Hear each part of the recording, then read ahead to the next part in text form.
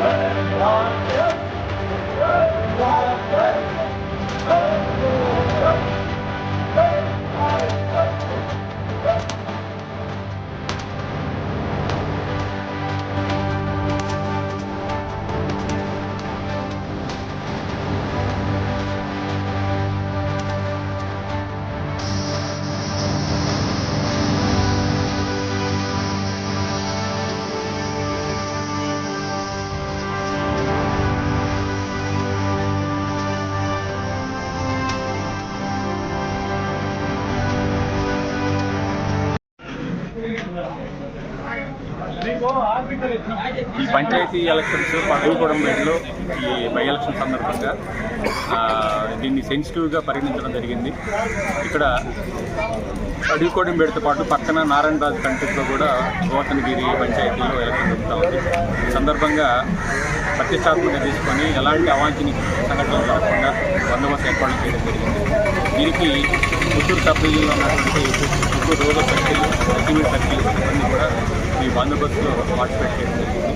మొత్తం కూడా సుమారు అన్ని ర్యాంకులు కలిపి 100 మంది పోలీస్ సిబ్బంది ఈ బందోబస్తు విధిలో పాల్గొంటున్నారు. ఒక DSP, ముగ్గురు CAలు, అదేవిధంగా 10 మంది SIలు, మిగతా స్టాఫ్, అదేవిధంగా జిల్లా హెడ్ క్వార్టర్ నుంచి స్పెషల్ పార్టీ కూడా 20 మంది వస్తూ ఉన్నారు. ఎలాంటి అవాంఛనీయ సంఘటన జరగకుండా బందోబస్తు ఏర్పాట్లు చేయడం జరిగింది.